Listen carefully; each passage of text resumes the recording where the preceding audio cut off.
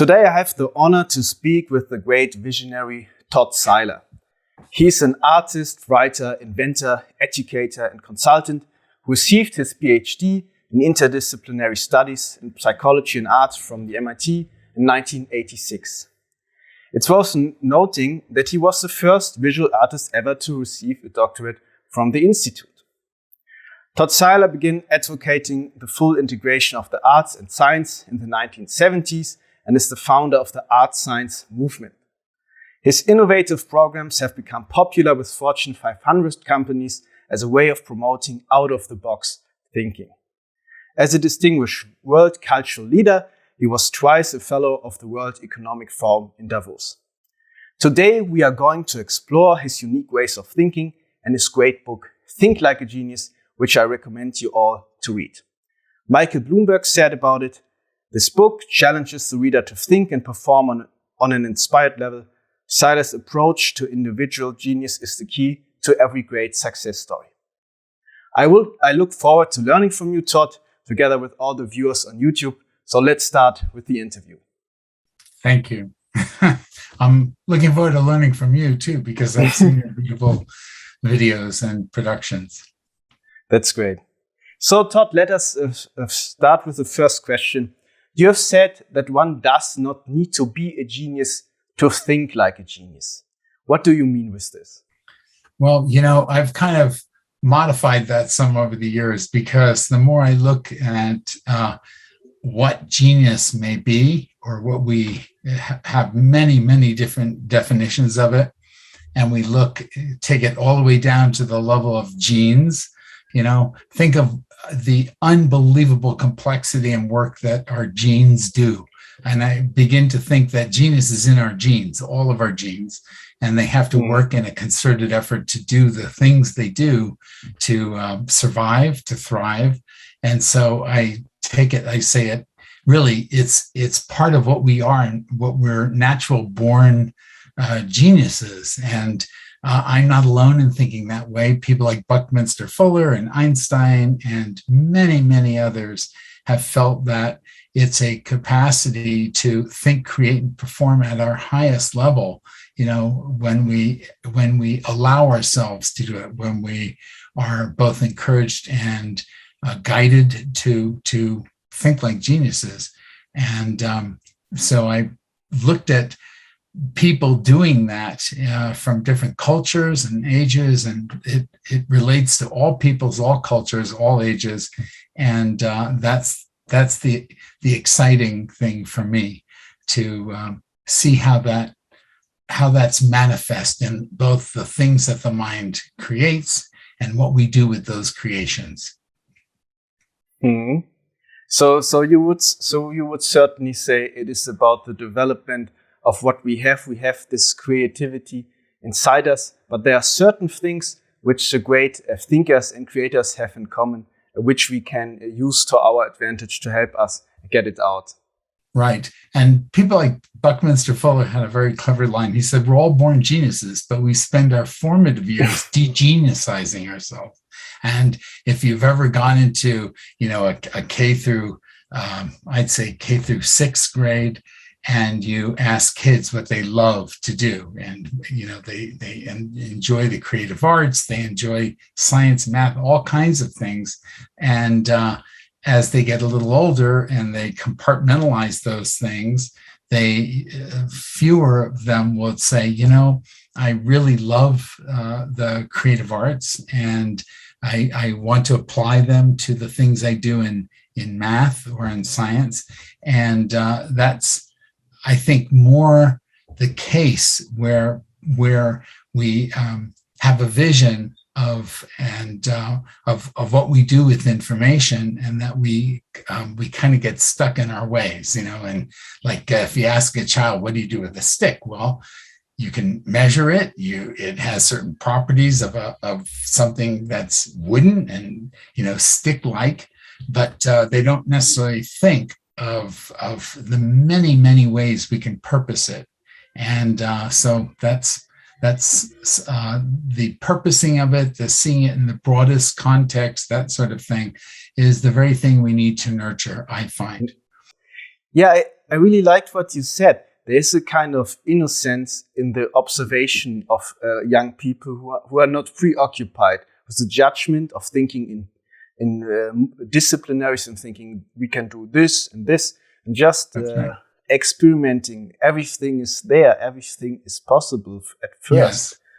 It's that possibility, and if the context can be anything, that you use the content of something and apply it, and then there really are no boundaries that way. And so that's the interesting thing. The people who are thinking with very innovatively, intuitively, logically, they have a freedom of their thought process that most of us have, but we don't tap it, we don't use it on a regular basis. And the more you use it, the more you practice it, the more fluid you become in it, then all kinds of fantastic things happen. You have a sense of flow, what people like Csikszentmihalyi call, you're in a flow state of using information and knowledge and wisdom and all of it in a very, very creative and intuitive, spontaneous way.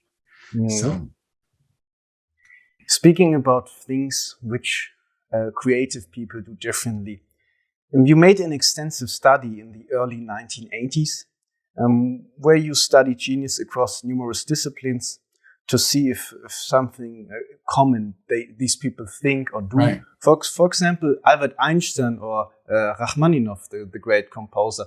Right. What did you find out? The things that excited me most were not all the luminaries, not the ones that you look at and say, oh my gosh, not the litany of Nobel Prize winners that did remarkable things. I was more interested, the more I looked at that across all fields, I was interested in the everyday genius things, the things that people would do without even thinking much about it, the way they would transform something into a completely new purpose, for an object or a service, or, and there are just thousands of cases of that, of that connection making that leads in a very purposeful way to things. But there's not I can't think of a single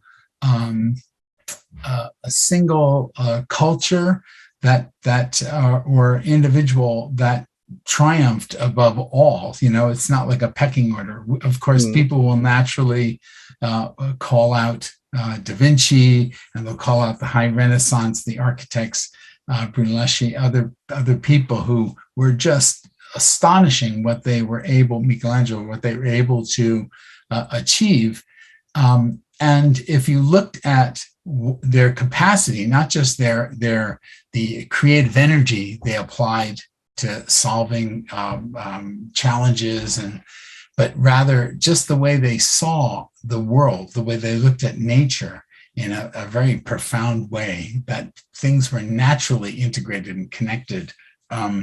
That's what I think unifies them, whether it was Shakespeare, whether it was, Toni Morrison, it just crosses every field. And I think that connectivity, that larger connectivity, is really the thread that runs through all of them.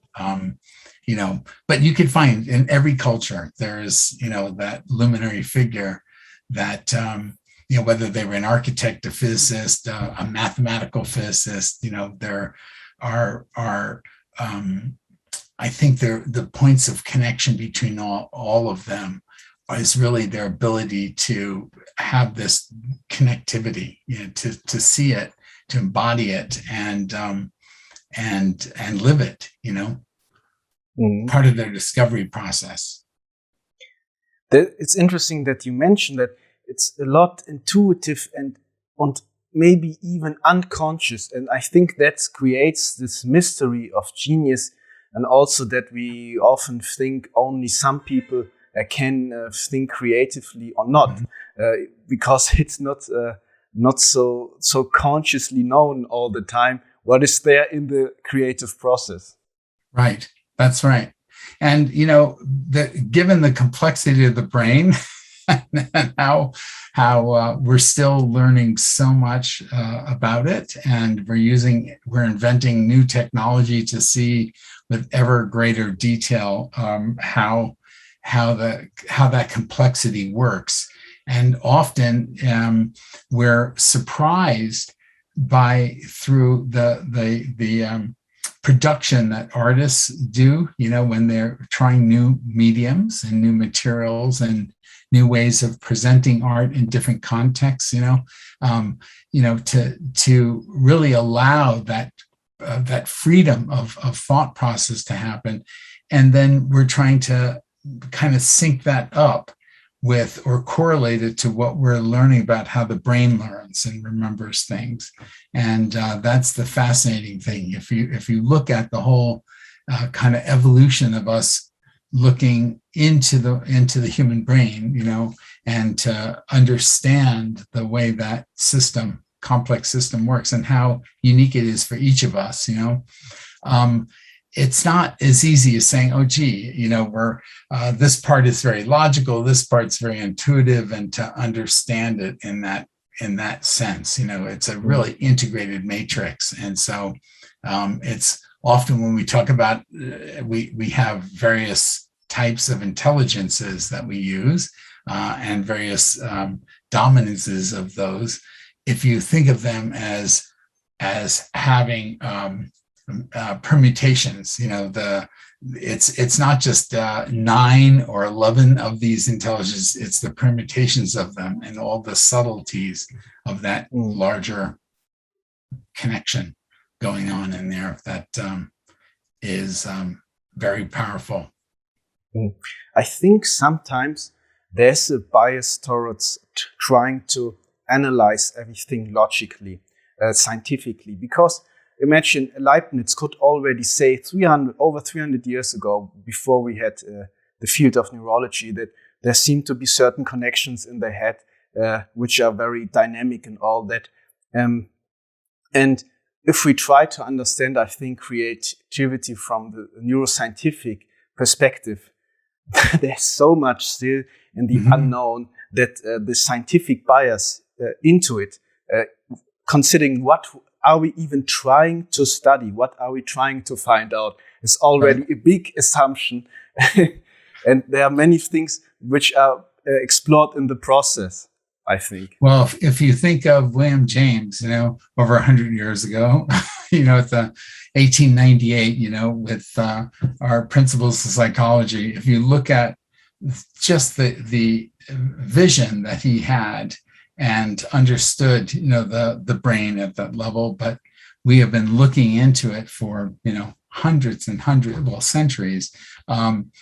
If you look at what has proliferated, the complexity, the specializations, it's exploded out, So what with that, I wouldn't regard it as a bias per se, but I think the science has done a tremendous job of helping us understand ourselves at a profoundly deep level, both the brain and the universe, and the things that we create, and trying to have a deeper understanding of the relationship between those things. I mean, how do the neural mechanisms of thought influence the contents of thought? We're still, that's still a huge conundrum, just like free will might be. They're still trying to understand how we are able to, with all the determinism in the universe, how we are able to freely choose to act on in a direction that just we don't know from where it comes from, the specific areas in the brain, but we're learning that, we're actually seeing that. And that's very exciting to actually see the art and the science of that come together to be paired up in an interesting way. I think we're getting closer to understanding those deeper mysteries. And there are all kinds of productions on there. There's There are books and PBS specials. One I can think of, Closer to Truth, that Robert Lawrence Kuhn, has a whole series of productions on getting closer to truth, trying to understand consciousness, and he interviews neuroscientists and physicists and all kinds of people who are trying to bridge those connections and to help illuminate the complexities of the brain, Mm. A way to explore this connection is described by a term you introduced, namely metaphorming, something you've described in your book. Could you explain the viewers what it means? Sure. Well, metaphorming for me is a way of using all information, meaning data, knowledge, wisdom, events, experiences, your points of view, everything, goes under that term information, in a personally meaningful, useful, relevant, purposeful way. And it's a process that for me is a four-step process. We're able to make a connection between things that you don't know but are interested in knowing, making a discovery about it, inventing or innovating something, and then applying it and doing it continuously. And we're able to use the full symbolic languages of what we have been using for millennia to give form to our thoughts and ideas and visions, And what that means is, if you're a mathematician, you may use, the full spectrum of mathematical tools that we have to understand the world. If you're doing any areas in the arts, and that has such a richness now. It's not just performing arts or fine arts or digital arts, or it's the whole spectrum of tools we're used to making art, including using science and technology, to that end. You're able to use these things to give form to your ideas and views and perspectives. And it entails making symbolic models. And I'm describing something that I should actually show you, but you can kind of see it if you go and look up metaphorming. You'll see people building these symbolic models. We have thousands of examples of them, but basically you're using any and all material to construct a multidimensional model, okay? And we're not concerned about its aesthetic. See, this is not like a critique in art and architecture, where you're looking at the balance and composition and all of that. In fact, if you simply give form to your thoughts in a very direct and candid way and say, look, this is what I'm envisioning and thinking, then you're metaphorming. You're using these anything in your environment to give form to your thoughts, and your ideas and concepts. Much like if you ever, I always liken it to some films that may be very familiar for people. There are Apollo 13, when they were trying to fix the CO2 scrubbers on the space, they had to do distant learning. They had to actually construct something to save their lives. It was real distant learning. Find these materials in your spaceship that we know you have them, configure it a certain way, and solve your CO2 problem.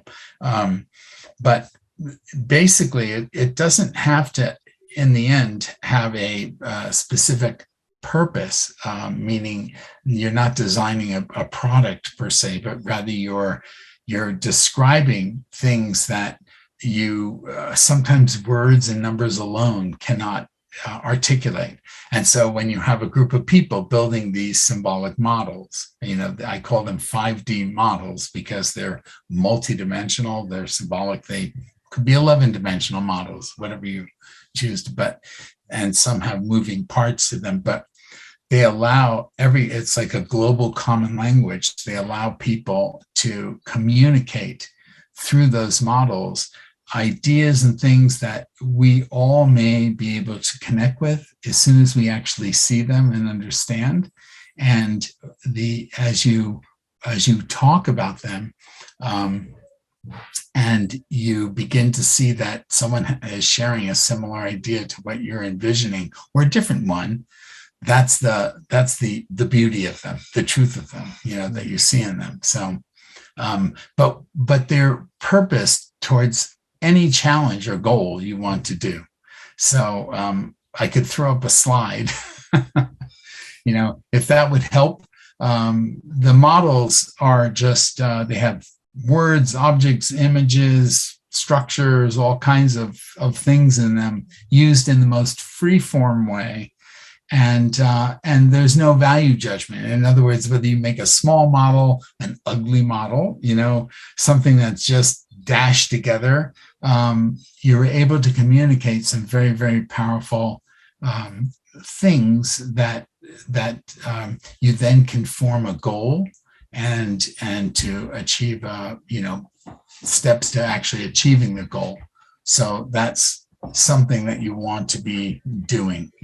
So it's about making creative connections and not judging too early, not looking at the aesthetic aspect of the physical representation of the ideas, and then with critical thinking later trying to invent, trying to find out what could be there, what could be derived from it. Is this correct? That's yes. That could be one interpretation. The other is, let's just say you want to.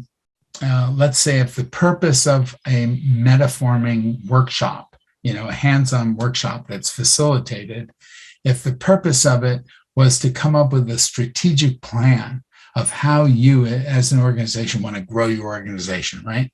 And you invite the people in your organization, the ones outside of that you're going to serve, say, what your service will be. And when you bring that group to a table and you give them materials and you have some examples that you might show of other related projects, just to kind of warm minds up or get them into understanding that they can use any material in a symbolic and metaphorical way. And in fact, metaphors are really that. Every single thing in our built and natural environment, I regard as a metaphor, meaning it is something that we can purpose in any way we choose to, creatively, in order to express an idea.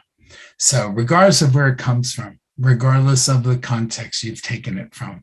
So when people come together and say, well, I want my organization to do the following thing, instead of simply telling me, where the words alone are still there. There are so many ways of interpreting it. When I use the images and objects and other things to give form to that idea, what happens is it becomes very rich as an object that helps people have multiple ways of entering to understand it. Okay, it's kind of like when I would do this process with engineers, and when we were trying to design or build or an invention of a way a system would work. I would say, don't tell me, show me. How are you envisioning this thing working? And so people would draw and sculpt and put all kinds of things together, these objects. And when that symbolic model finally, came to be, we say, oh my gosh, okay, now I see how this thing is going to work. And then we know what to build first. You begin to prioritize what has to get made first. And then you can have a roadmap. You can create a roadmap to actually the steps you're going to take to actually build that technology. You know what I ask myself? This idea that everything is connected is very old, and I agree. But do you think there's an intrinsic connection of everything, or thinking about what you've just described, that our imagination gets elevated and figures out connections, so that this 5D modeling is a way to heighten our perception, to help us make innovative and creative ideas? is it furthermore even the case that things are in an intrinsic sense connected? It's a little bit That's a beautiful question. That's a very deep, wonderful question. We do look at statements that Leonardo made, 500 some odd years ago, where he said everything is connected, and but he wasn't. I'm sure hundreds of years before him, people, I'm sure, like Heraclitus, the 5th century mystic and pre-Socratic philosopher, thought similarly. He had less tools to think that way, but still, I mean, it's something that we've been thinking about for a long time.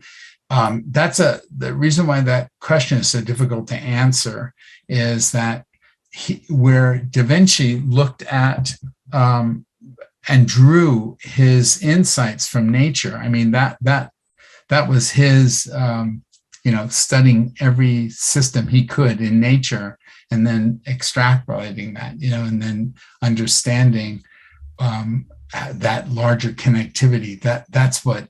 That was the evidence-based facts and truth he needed to say that.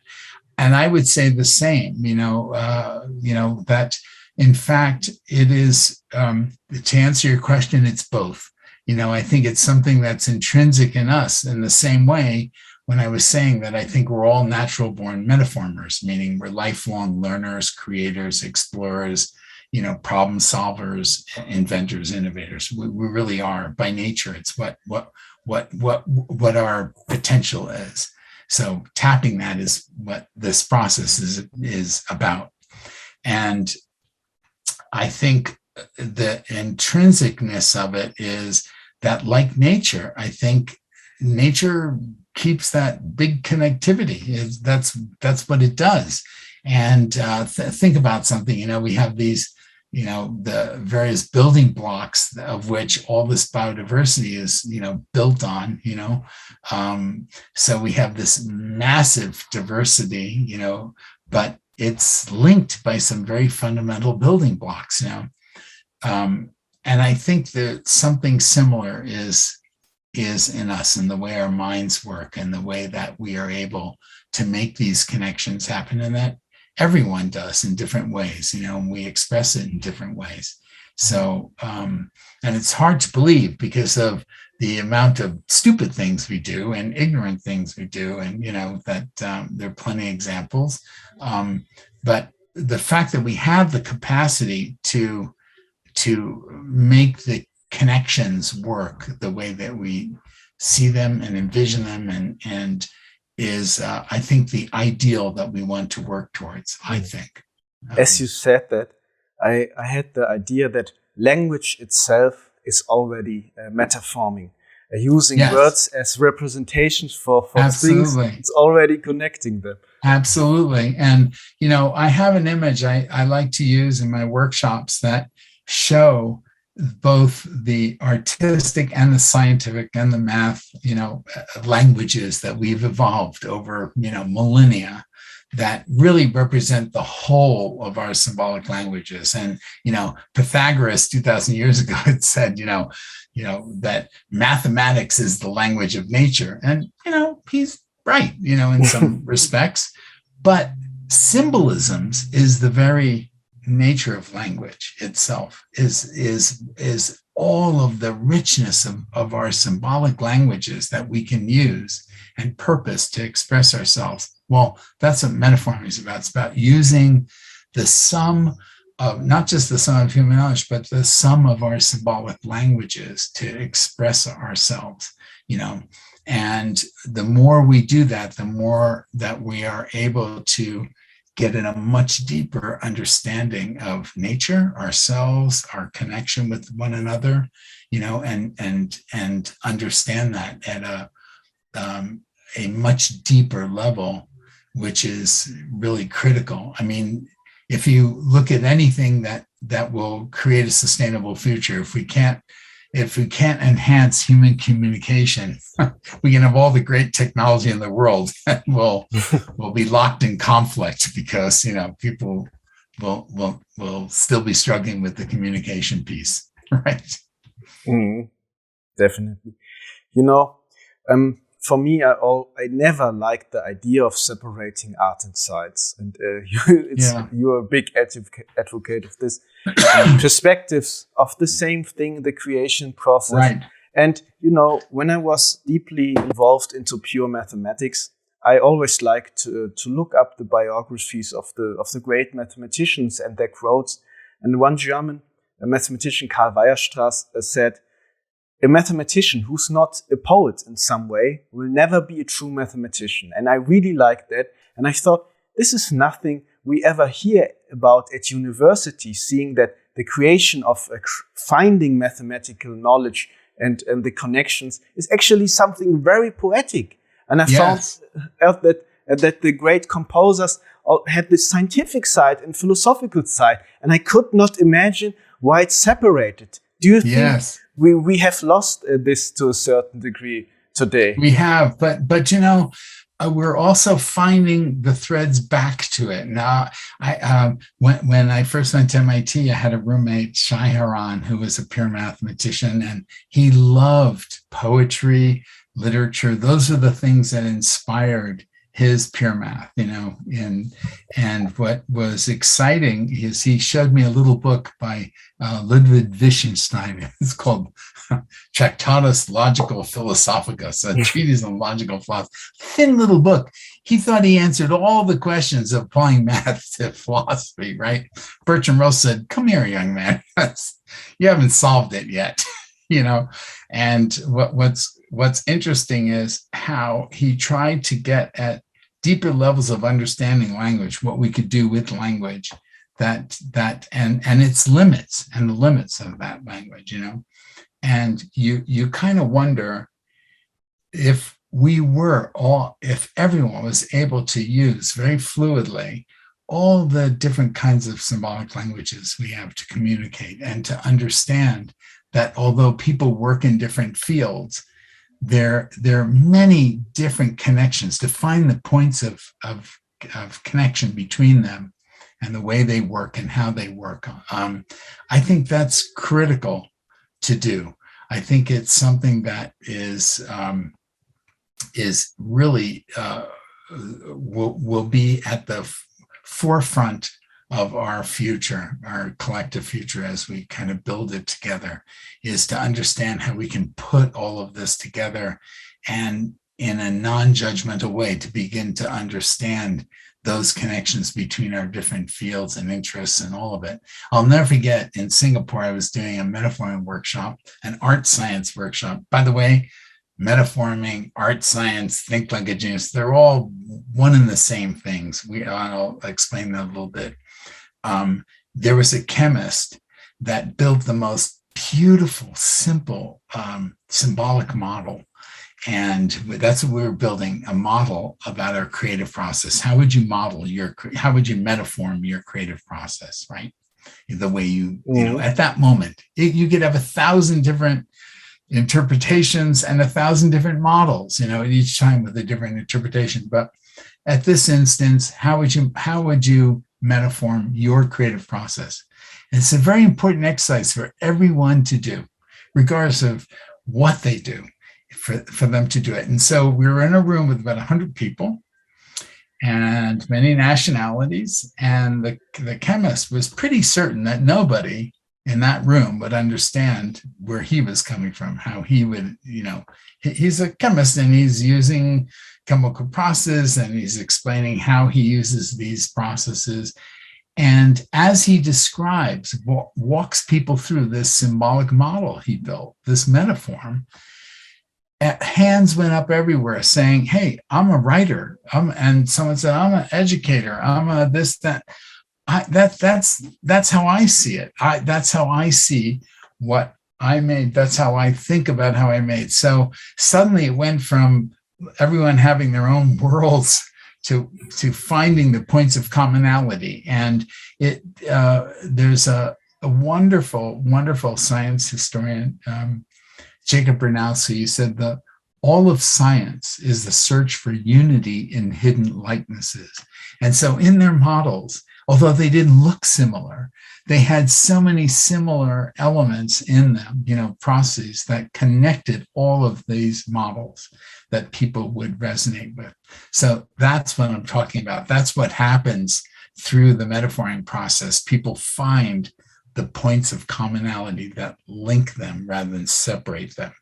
And so that is a wonderful breakthrough, because what happens is that you can have people that are, engaged in different kinds of creative inquiry and never really thought to invite somebody from a completely different field to participate in something to help them understand a problem.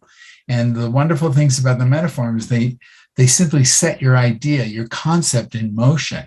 They enable people to see it, but you can invite anyone. You don't have to have all the answers to express them. You can invite others to call out those answers, to call them, to help you understand and see things that you may have missed. Okay, no matter how you thought through the whole problem, an outlier comes along and goes, "Oh, have you thought of it this way?"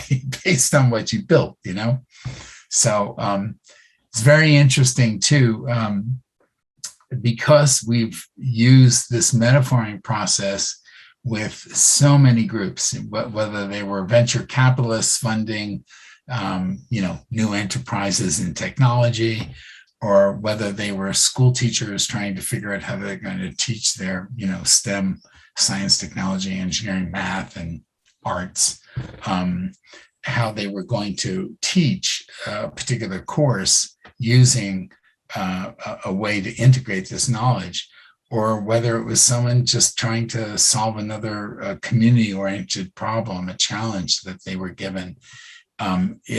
That same process, because it's very, very versatile, but very malleable, adaptable, can be used and purposed in that way. So, so basically you give form to your idea, and then you prioritize the core elements of that idea, and then you find a goal that you want to do from what you built, and then you create a roadmap to achieving that goal.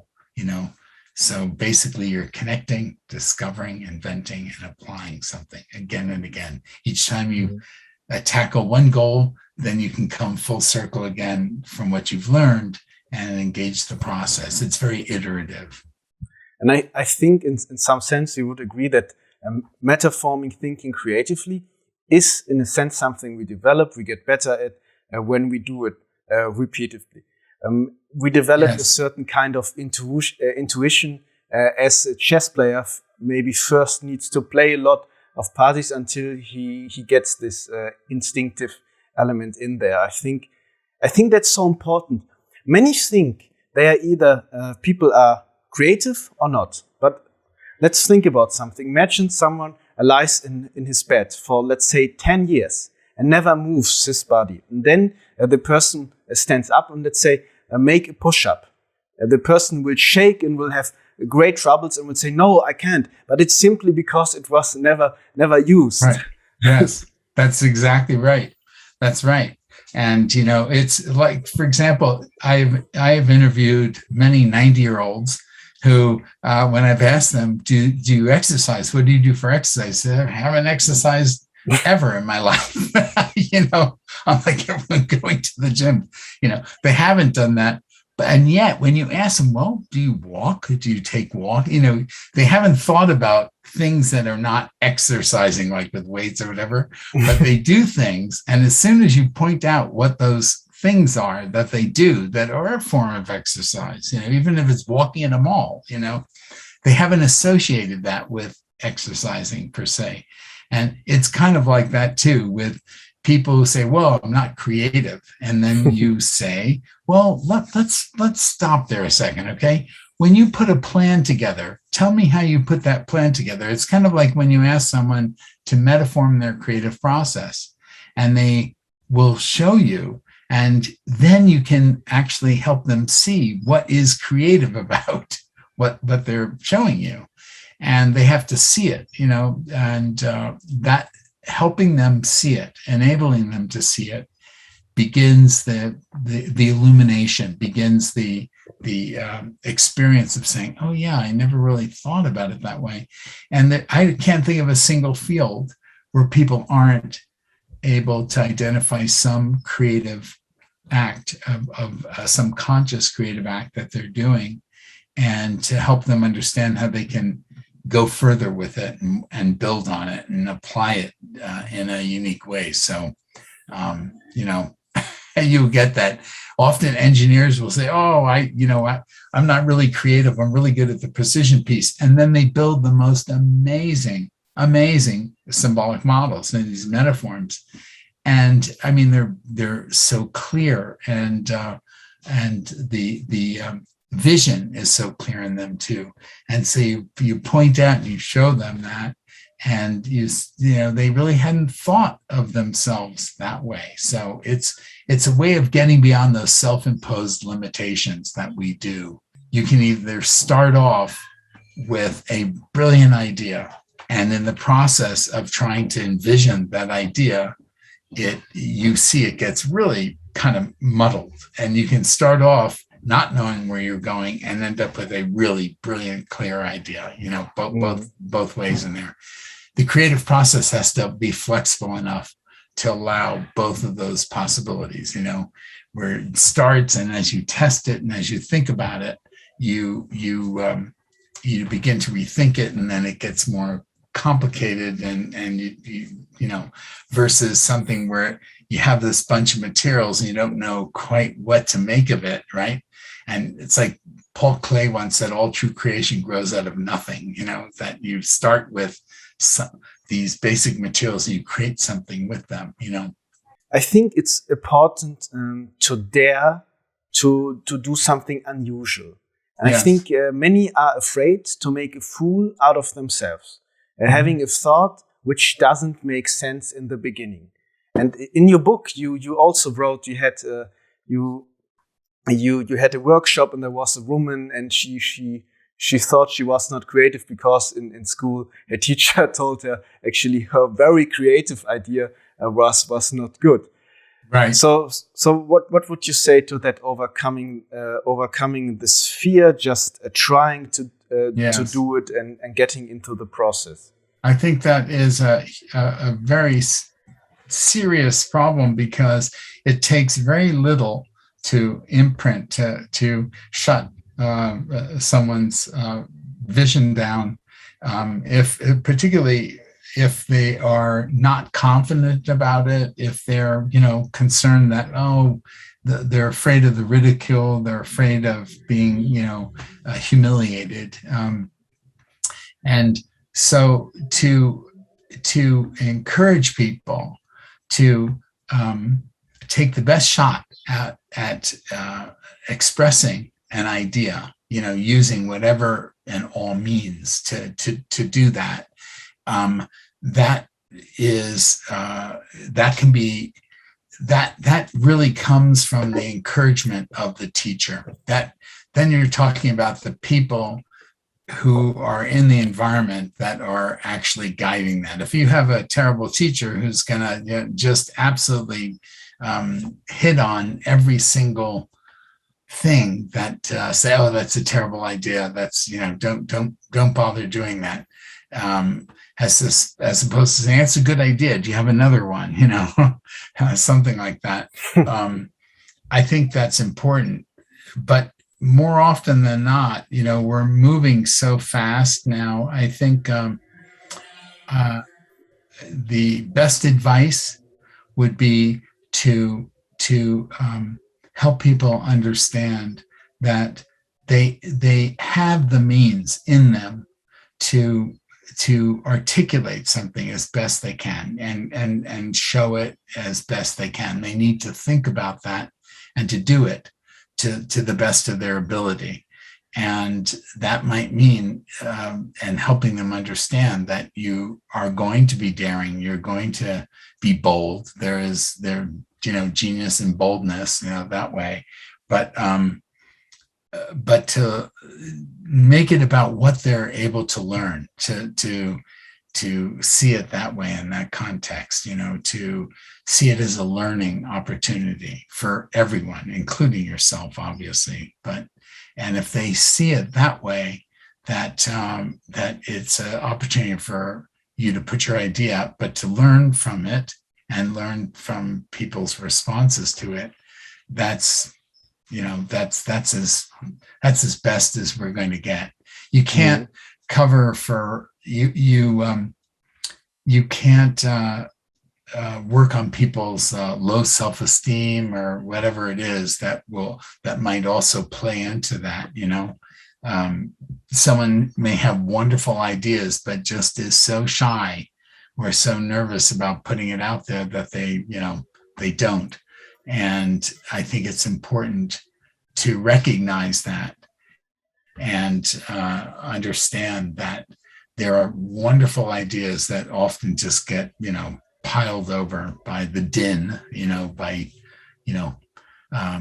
people not giving it a shot or listening to it. So, I think like if people would look into the notebooks of Leonardo da Vinci and his interesting connections of studying water and looking at the constellation of tree branches, or looking at organs and trees and all that, people could say, what is happening here? Right. I mean, just think, you have to look at the time period that work was going in. I mean, he made such an insightful drawing that was called The Allegory of Pleasure and Pain. And it showed how intimately connected these things were in the nervous system, and kind of pointed that out in it. I mean, we're talking 500 years before, non-invasive medical imaging could actually see what parts of the brain were actually processing, those two experiences. And you realize that we have, human beings have done immensely intuitive things, leaping far beyond the current knowledge at that time. And what he was inventorying about nature, really documenting, detailing how every detail of nature details our human nature, and to actually show that, to articulate that visually in that way. That was a remarkable achievement that way. And it took, think of all the people who followed that in different ways, whether they were mathematicians or architects and others that, built on those thoughts and looked very closely at nature. Gaudi, as an example, building these fractal-like architectural forms, before we even knew what fractals were,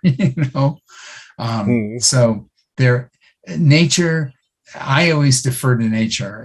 Every single time that, both in my art and my science, every time that I need ideas, that I need innovations, that I need to, I go to nature. That is, more so than going to the Library of Congress, seeing what things prior art have been, invented out there that are similar. Although I do that too, because that's, it's a joy to look at what other people have invented and why and so forth. But what's interesting is our connections to nature. What's interesting are how often I find that nature invents and human nature innovates.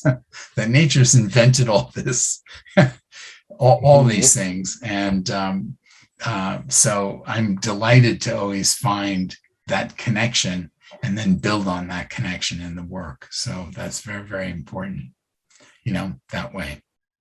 So, but you have to remember these metaphorms, they really, because they can look like art, or they can look like science, they can look like choreography, they can take any form imaginable, right? Unlike brainstorming, where you're writing notes down and you're still not expressing the essences of things. I find these metaphors have a richness and connection, and are able to connect us as human beings and to transcend the different kinds of work and human endeavors, things we do.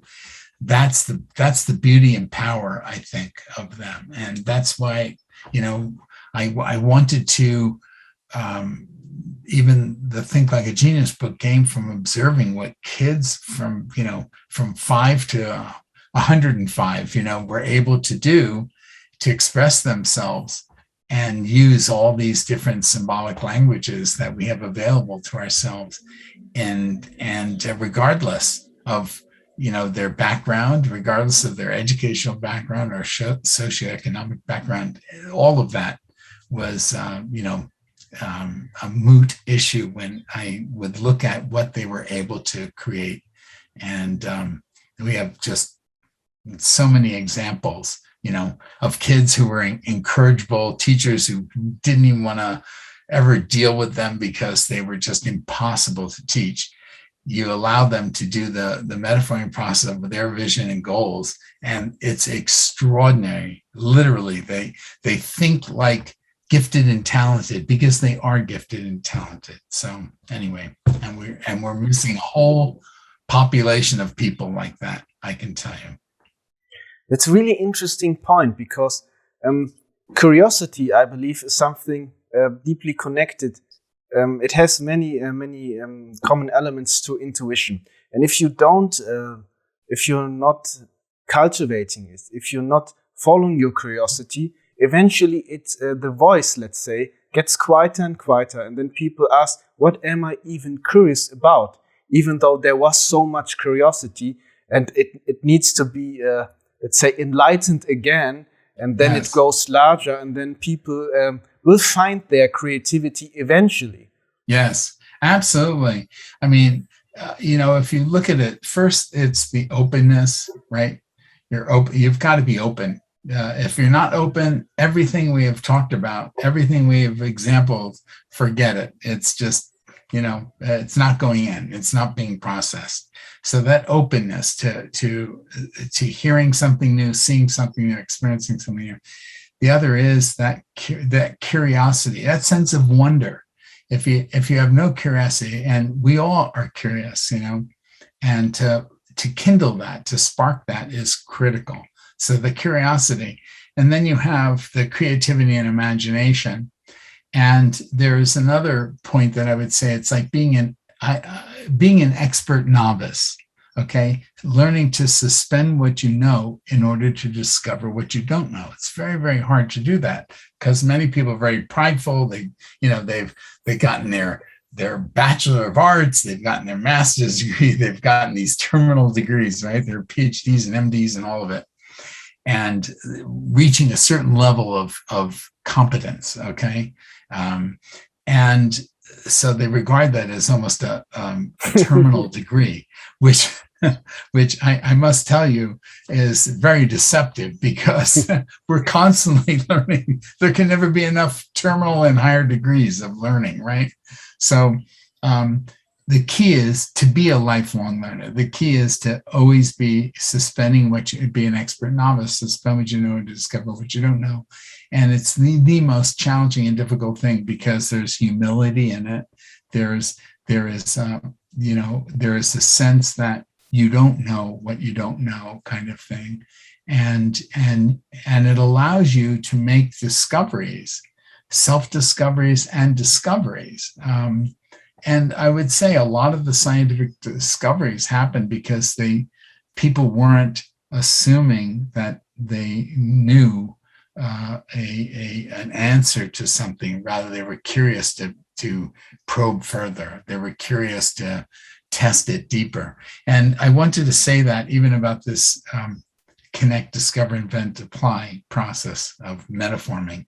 It's very much like the scientific method, in a way, right? You have a hypothesis, you test it either, with data, and with the phenomena, you either confirm or not confirm, in which case you go back. It's an iterative process as you get to working on a theory proper, And if you think about it, it's never complete. You're always discovering new things. You're always, looking at the boundaries of of what our knowledge is, and we're always challenging that knowledge to see, what else are we missing? What other things have to be understood in that context? And it's very interesting. I've enjoyed reading Walter Isaacson's books, on like Einstein, and there was a really interesting point in the biography he wrote on Einstein that was most curious. Einstein always thought, well, once I have my ideas, I'll leave it up to mathematicians to prove them, or rather, falsify them or verify them. And there came a point when he realized that the tools of math could be used to make the discovery and not simply, go deeper into explaining it. And he realized he had to learn certain things, certain tools to make the ideas come alive, And so I feel that way even about this metaphorming process, that the more you use it and the more you see the various tools of thinking you can use to get more out of them, to draw more information, to get more insights from them. That's part of the process that you want to, use. Definitely. I think metaphorming actually is a big key to the challenge of the 21st century of constantly needing to learn and to adapt the skills in our age, and enables us to get good ideas, to get great ideas to solve problems. Because think about it, actually it gets easier to implement ideas. Like if someone who has an idea for an app, let's say, the basic things, of not the broad thing, it can be easily implemented. It's much easier. Programming language gets more directly to what you want to achieve than, let's say, 30 years ago, of course. So let's say the competition for ideas is actually increasing in our time, additionally to the need to constantly innovate and learn. Yes. And then also, to your point, think of the wonderful apps, the tools that have been built. Okay, like Stephen Wolfram's mathematics, Math World, and the beautiful packages of math that you're able to use to solve problems, to look at new problems, to pose new problems.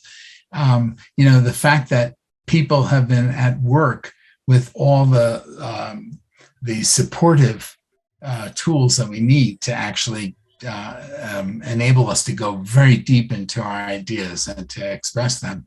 That's fantastic. And we've never had that. This has been an explosion of knowledge creation and sharing, the likes of which we've never had like this. So, and it's accelerated to the point where, we're racing to infinity. It's accelerated to the point where something is driving all of this, aggregating all this knowledge. But the beautiful thing is that we have all this technology now that can enable a deepening of the human communication piece and a deepening of our ability to express our ideas in many, many different forms and ways so that others can understand the ideas very, very simply. And by the way, the truisms that you saw in the Think Like a Genius book they were for someone who makes very classical drawings, very detailed, beautiful classical drawings. I did those very rough drawings as a way to just convey the essence of a statement with a picture, that would convey an idea at a glance, so that people, not to say this is my truth, but rather, how does this truth resonate with something you've experienced like that? And I think that is probably part of the beauty of these metaphors that people make, is that you're expressing something that isn't simply personal to you, but rather quite universal. It's something that others can connect and relate to. And you can understand how people can communicate through these things very differently than if I handed you a report, 100-page report, and expected you to, mill through it and then remember the salient pieces that, that we could, address. It's a very different experience than going through a symbolic model.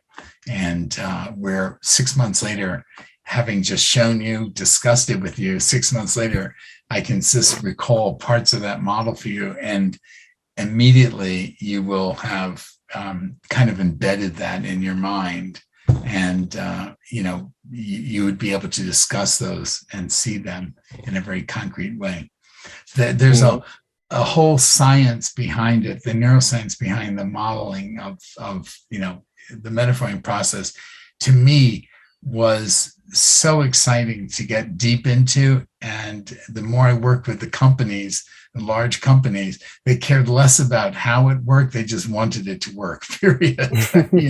So all the, when you're passionate about the science, and how it is tracking with things that we're learning about how the brain learns, as an example. Like there's a field called elaborative encoding, how we encode, different information in the brain. That understanding that process was really exciting for me to see that. And but often it was, you simply wanted to get them to where they wanted, what outcome that they desired outcome they had. So it focused more on that kind of thing, that kind of work, measurable, tangible outcomes. Todd, I have a last question for you. What do you look forward the most in the 21st century? I think that's a beautiful question. It's a great question. I think I look forward to people finding a ways of creating a communication that will help us understand ourselves better and work together better, because any kind of sustainable future that we can envision, if it doesn't have this deep human communication piece, sense of empathy, compassion, understanding, I think it will not achieve what we want. We can have the best energy systems. We'll still have wars. We'll still have, the procurement of energy systems, the protecting of them, all of the things that have led to, this continuation of warfare and international tension. And so I think it really is around this helping us understand ourselves, better, and helping us understand that we are very much alone in this universe until we discover otherwise. Although we know that we only have this one world, and all of the plan Bs to colonize, the next series of planets in our solar system. That's a possibility that's pretty far stretched still. So we have to be very concerned about creating a future with a real future, and not just a fictitious one. So we will create the future, and hopefully for the better. I would like to end by quoting you. And it's creativity allows us to imagine what we can become, and we become what we imagine. And I think this is a really great connection to metaphorming creativity, which is about creation. This is where the word comes from. It really is, and it's. I would also say that creativity, my overarching definition for it is, it's that unconditional response to familiar and unfamiliar things and stimuli. even the idea of familiar is already a kind of assumption. Like when we say seeing the new things in the old, what is old and what is new? That's right. That's right. And think of how many things we have brought back, not retro, but, we have looked at again with fresh perspectives and have allowed us to come up with whole new concepts of how to use them. Think of, just in human knowledge, what we've evolved, I think is really a powerful one. But I think understanding that creativity is any unconditional response to familiar and unfamiliar things, I think is really, really important. And that opens up the definition for, think of AI, artificial intelligence, virtual intelligence, augmented reality, all of these tools that are enabling our human creativity to work with the machines we're creating now, to help us, process information. So it opens it up to them, to that technology that's enabling us to think in new ways. So there are many things to discover in the future. I definitely look forward to it. Todd, thank you a lot for your time. I was amazed by all what you said. I have to say this, and it was very, very nice. I learned a lot, and I want to thank you again for it.